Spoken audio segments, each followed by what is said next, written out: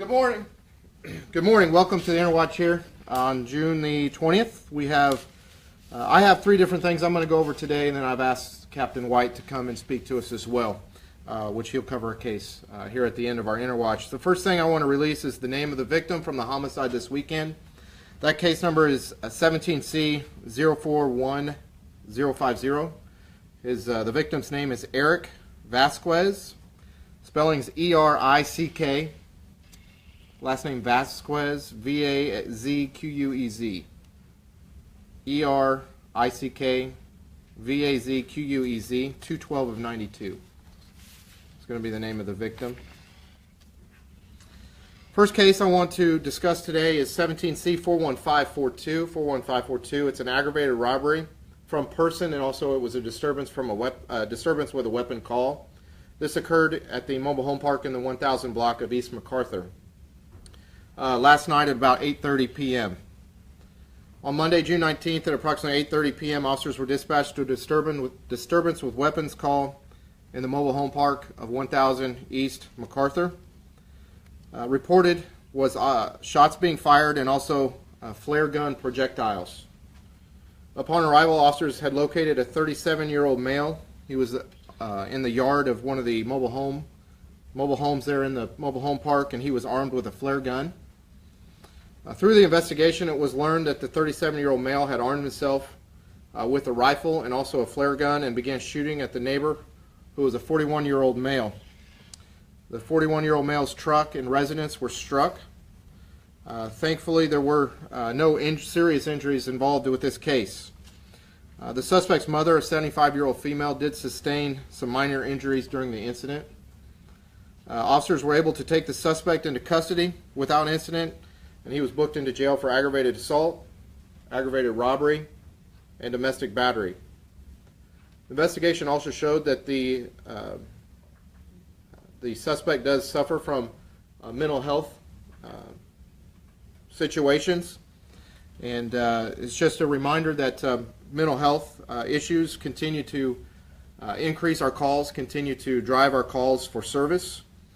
They can be organic, they can be drug-induced, they can be from withdrawal from drugs as far as mental health situations.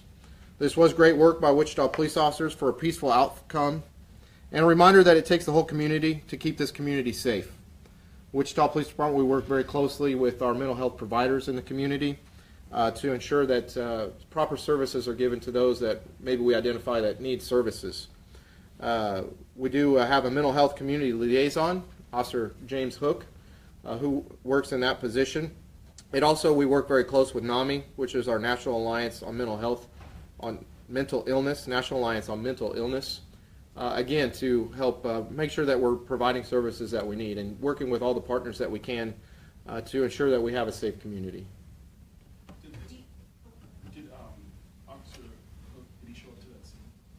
I don't know if he was on the scene. He's just a liaison that works with the National Alliance on Mental Illness and works with other partners, just getting resources and things like that. It's not necessarily a position where he's called to a scene where an officer or mental health is involved. We do have CIT officers, crisis intervention team officers, that can respond to situations involving those with mental illness. I don't know if he was on this scene or not. Do we know if the crisis intervention team was there? I don't know.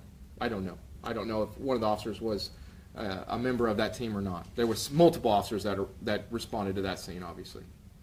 Do we know what spawned the 37-year-old male to shoot at his neighbor? It was stemming from the mental health situations that he is currently having to deal with and work through. At what point was there a robbery in all this? They were just from. The mom had intervened to try to assist in the situation, and some things that had occurred between the son and the mom rose to the level of a robbery being committed. So that's what the robbery charge came from. And then also the domestic battery. The moms did have just minor injuries from the case.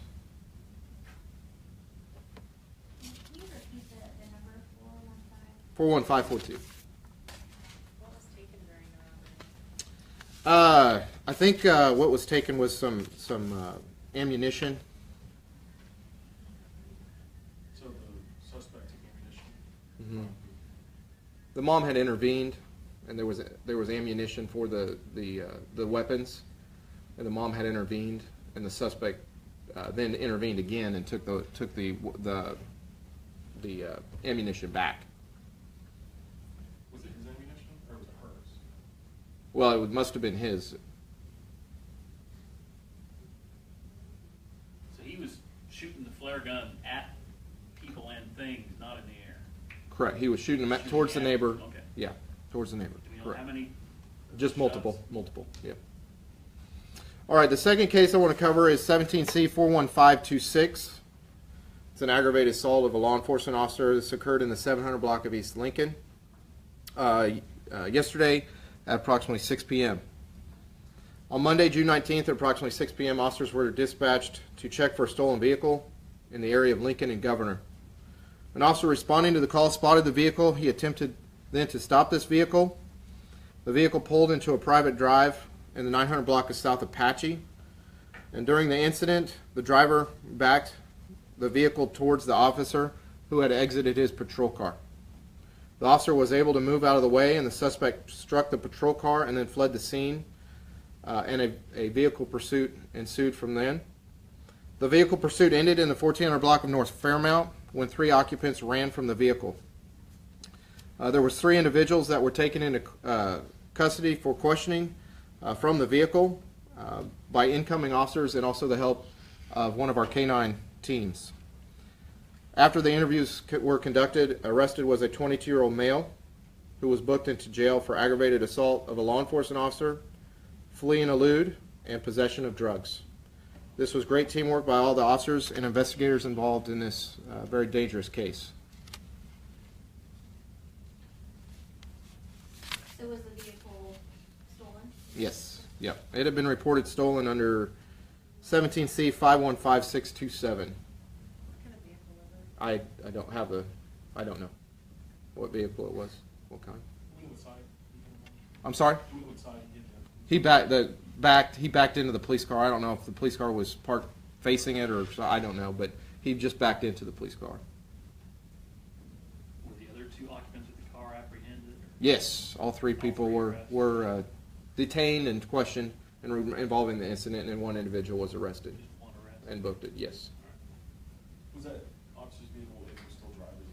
I don't know the status of that vehicle, if it's still drivable or what the status is, but the vehicle was backed into. Do you know why they were fleeing? I don't know. I don't know if he was arrested for the assault, flee and elude, and possession of drugs, so I don't know if that had something to stem from it, but he did flee from the officers. Yeah. Do we know if he's a gang member? The suspect arrested is a gang member, yes. Anything else? Can you just repeat again that number just so I make sure I have it correct? On the last case? Yeah. 41526. Yep. And then you said the pursuit ended at what block of Fairmount? It was 1400 block of North Fairmount is where the pursuit ended, and the 3 individuals fled. Anything else? All right, I'm going to invite Captain White to come up. He's going to speak about a case that occurred this weekend involving some tools that we have at our disposal. It was a very potential dangerous case, but we had a good outcome. So I've invited him to come and just talk a little bit about that and allow you to ask questions of the captain. So I'll have him come up. Thank you, Trevor. Thanks, Good morning, everyone. I'm Captain Brian White, B-R-I-A-N, W-H-I-T-E. I'm the training commander for the Wichita Police Department. I want to talk a little bit about a case that happened over the weekend on Saturday, June 17th at approximately 3:45 in the afternoon. Officers were dispatched to a suspicious character call with a knife in the 100 block of South Sedgwick. Officers arriving located a 50-year-old male who had armed himself with a knife and was also holding a trash can lid as a shield. Now, while officers were on scene, the suspect was making suicidal statements. 2 sergeants with the Wichita Police Department responded to the scene. One was armed with a less lethal shotgun, one was armed with a less lethal shotgun, which is the beanbag round that you may be familiar with, and the other was armed with a 40 millimeter rifle that has a foam round, which is also a less lethal weapon. The suspect was becoming more agitated, and the less lethal shotgun was utilized on the suspect. We fired 2 shots at the suspect, struck him both times. The first shot stunned him, but he did not drop the weapon. The second round was fired, and the suspect dropped the shield and the weapon, and we were able to take him into custody. He had abrasions and injuries to his abdomen area and bicep where those rounds struck him, but they were minor injuries. The suspect was taken to the hospital for a psychiatric evaluation, and he is currently still in the hospital. I wanted to make everyone aware of this case because this is a situation that could have rose to a lethal, deadly force situation where officers may have had to fire their handguns or shotguns at the suspect. And fortunately, since we have these new weapon systems, these less lethal weapon systems, we were able to take the suspect into custody with just minor injuries. So it was a very good outcome. Obviously, not only having these weapon systems in place and having them on the scene so where we can utilize them, but also the officers working together to ensure that the suspect doesn't hurt or harm anyone else in the area, and then also take him into custody with, again, minor injuries. So if anyone has any questions about this case, I'd be happy to entertain them. Is there a case number for that? 41009. Both rounds that hit him were with the beanbag? That is correct.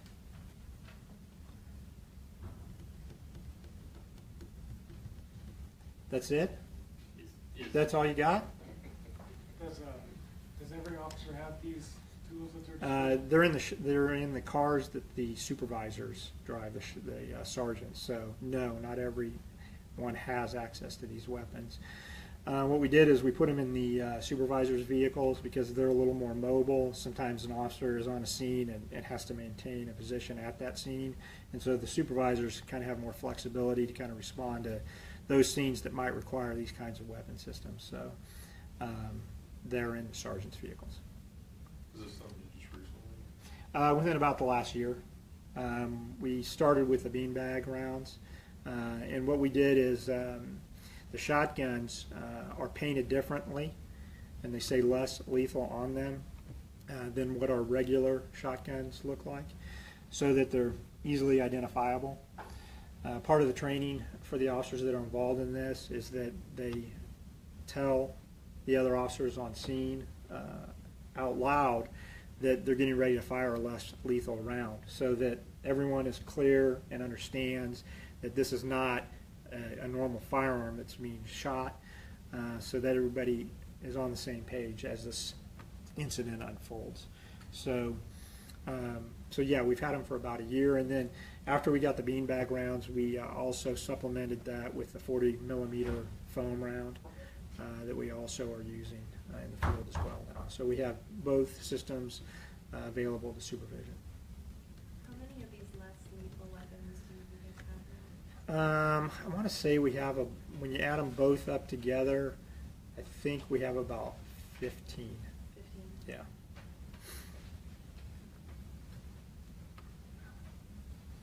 Any other questions? How often are you finding yourselves using these less lethal weapons? You know, we get into situations where we will deploy them, we'll bring them out on a scene.